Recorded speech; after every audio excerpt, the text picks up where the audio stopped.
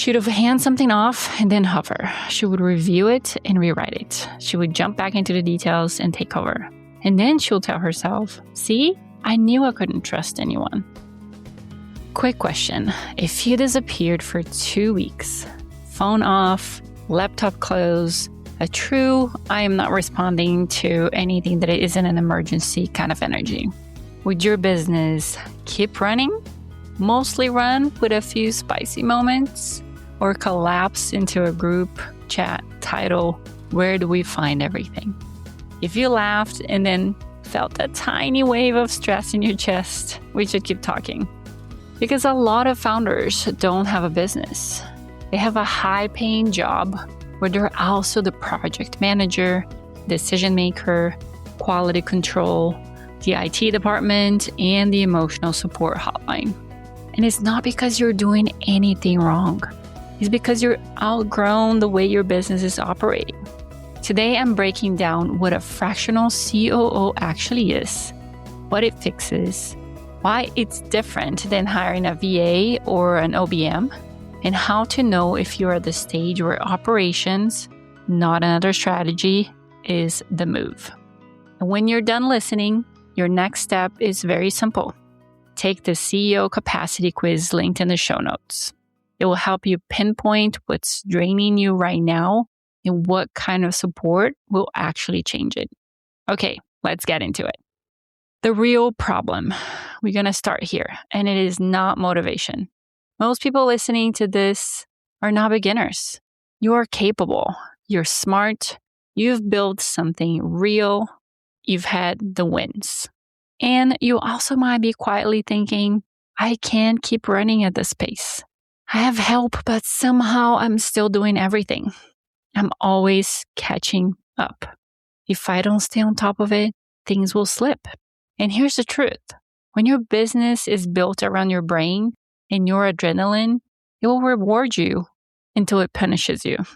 And the punishment looks like this: exhaustion, resentment, decision fatigue, and that weird feeling of, I should be grateful, but I'm kind of miserable. That's not a character flaw. That's not you needing another planner. That's an operation gap. And if you've been treating chaos like the normal cost of success, I want you to consider this. Maybe you don't need to work harder. Maybe your business needs an operating system. And that's where a fractional COO comes in. What is a fractional CEO? And this is a normal people version. COO stands for Chief Operating Officer, and in simple terms is the person responsible for how the business runs. A fractional COO is that same level of operational leadership support, but at a part-time level. So you don't have to hire a full-time executive into your business. You don't need a massive corporate overhaul. You get an operator's brain in the room without having to build an entire executive team. Here's what a fractional COO actually does. Turns your goals into real priorities and timelines, creates clear ownership so everything stops routing back to you, builds processes and SOPs that the team can follow without you narrating everything, and tightens communication so you're not answering 47 questions a day, protects your capacity so you stop overbooking yourself in the future. Hello, don't we all do that? And helps you lead like a CEO, not like the emergency contact. A fractional CEO doesn't just help you do more. They help you build a business that runs with less of your constant involvement. And this is where people get it twisted. A VA helps you execute tasks. An OBM manages projects and people. And a fractional COO builds the structure that makes it all of that work. A fractional COO builds the structure that makes all of that work without you being the glue. Most founders hit a point where they're like, I just need help. So they hire, usually fast, and usually because they're overwhelmed. This is the I just hire help trap. And then you say things like, my team isn't engaged, nobody really takes ownership, I still have to check everything, I'm paying people, but I feel even more stressed than I did before. Here's what's happening. You didn't hire wrong. You hired into a system that wasn't built. Because when the system is unclear, hiring creates more questions. If the roles are fuzzy, your team asks you every day what to do. If priorities are not defined, everything becomes urgent. And if the workflow is not documented, everyone does it differently. When the decision-making process is not clear, you become the approval machine. So help can actually feel like more work, right? I'm sure some of you listening to this right now have been there. I hear from my clients all the time. So a fractional COO's job is to stop that cycle, not by making you a better manager, but by creating an operation structure that really makes clarity the norm. Let me give you a real example. I had a client, we're going to call her M, who was ready to throw the towel in her business. She had a team, she had revenue, she had proof. But she felt like the business wasn't even making money, which wasn't true at all once we dug into the numbers. She was just burnout, so burnout that she couldn't even see that she was making almost $750,000. And the burnout does this thing where it makes everything feel very pointless. Like, why am I doing all of this if it still feels this heavy?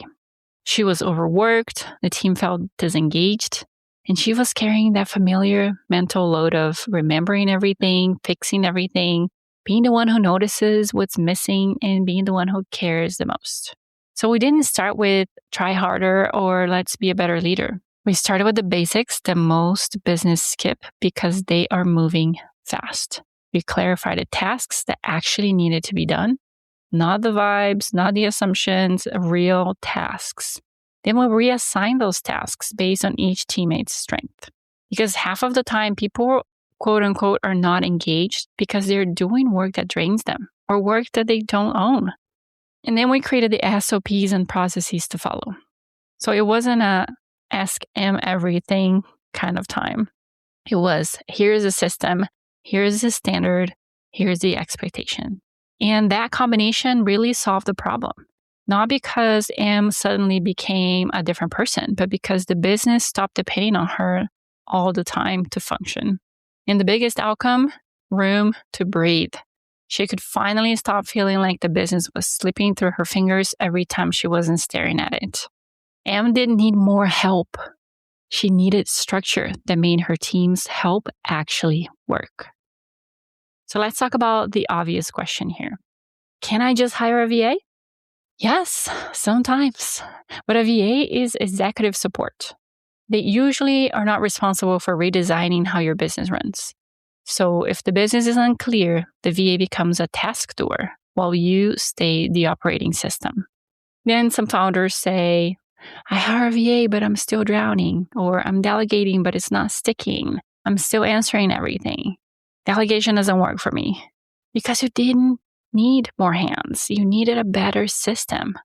Now, OBMs and project managers can be amazing. An OBM is often fantastic when the business model is stable, when the roles are clear, when the priorities are defined. Project manager is amazing when the scope is defined, when timeline is clear, and the decisions aren't changing daily. But if you're still the decision point for everything, if the business still lives in your head, then the work isn't project management. It's operational leadership, and that's COO territory. This episode is brought to you by my one-on-one Freedom First Leadership Coaching. This is for founders who are still the glue in their company and want to become the calm, precise CEO. Together, we will redesign your role, install clean decision rights, and delegate outcomes with a clear definition of done.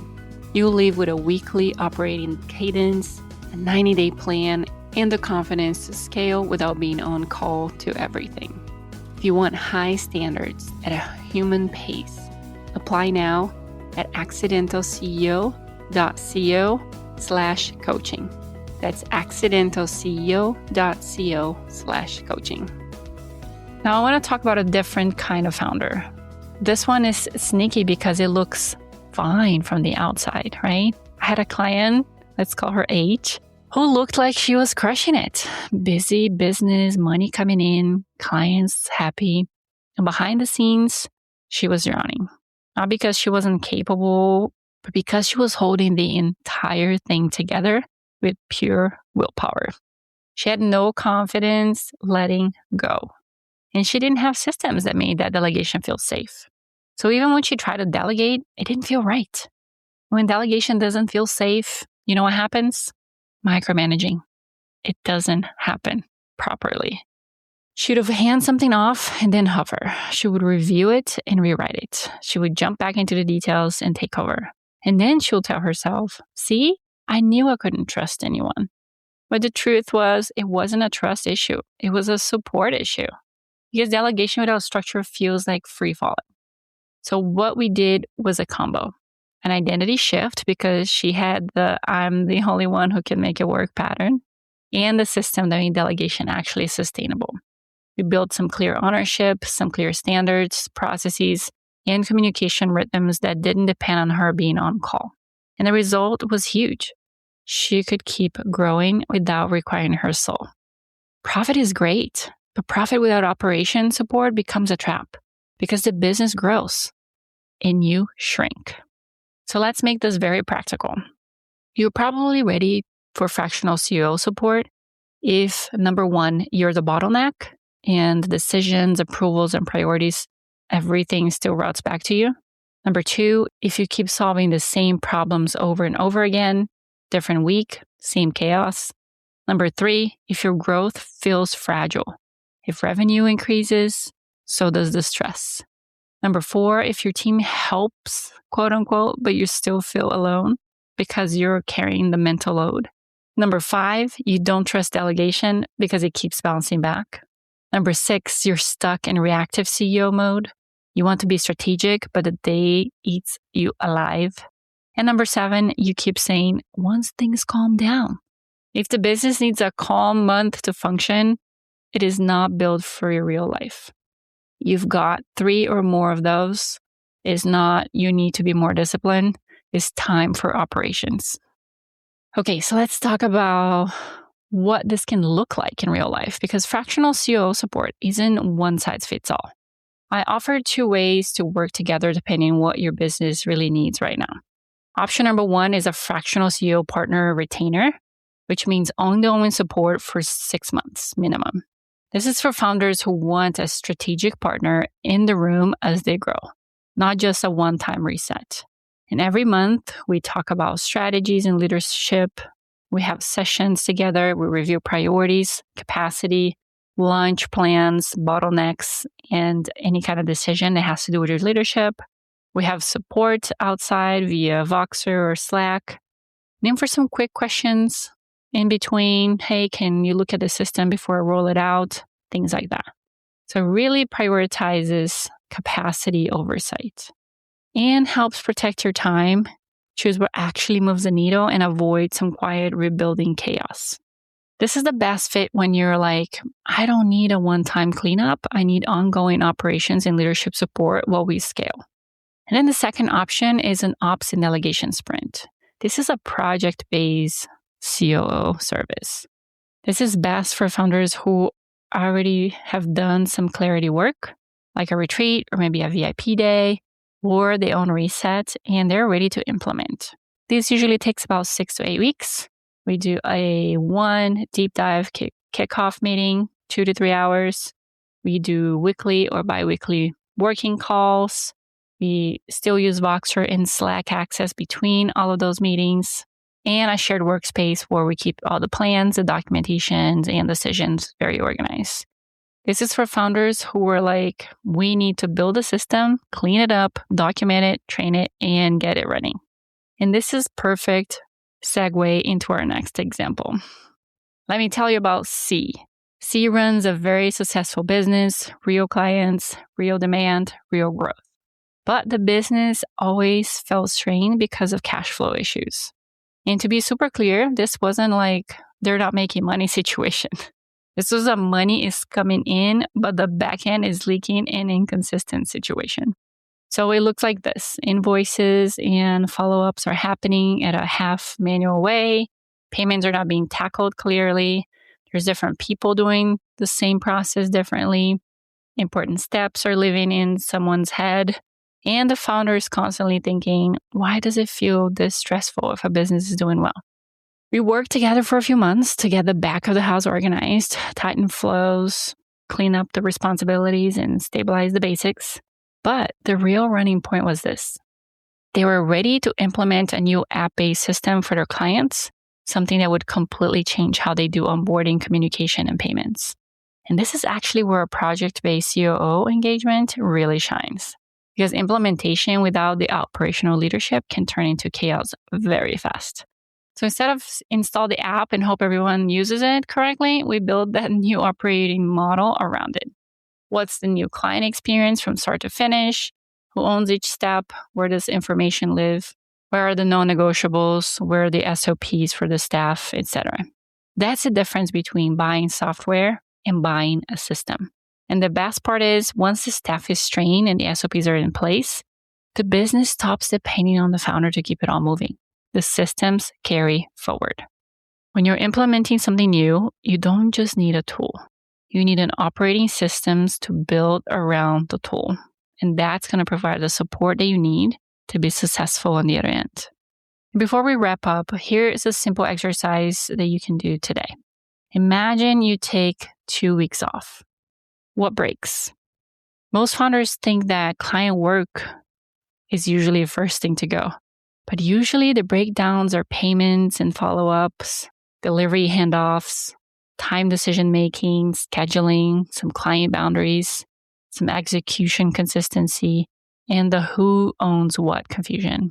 So ask yourself, what breaks because nobody owns it? What breaks because it only exists in my head? What breaks because it only works when I push it? That list is your COO roadmap. If you take nothing else from this episode, take this. You're not meant to be operating systems forever. That's not leadership. That's survival mode with good branding.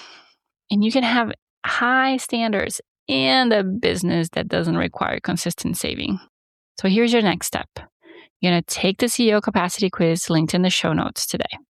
It will help you name what's really happening, whether you're a bottleneck, there's some overload, there's some under support, if you're running a business that outgrows the current structure. And once you show yourself the truth, you can build the next version of your business with way more room to breathe. Go take the quiz in the show notes, and I'll see you in the next episode. Bye. And that's a wrap for today's episode of the Accidental CEO podcast. Thanks for hanging out with us in the world where creativity and business strategy collide. I am Nada Salvatore, thrilled to have shared this time with you. Remember, every episode is a step closer to mastering the art of being an accidental CEO. So don't miss out. Hit subscribe, drop us a sweet review, and spread the word to your creative tribe. Your next big breakthrough could be just one episode away. Join us next time for more insights, laughs, and actionable tips. Keep pushing boundaries, dreaming big, and embracing the beautiful chaos of entrepreneurship. Here's to make magic happen in your business and beyond.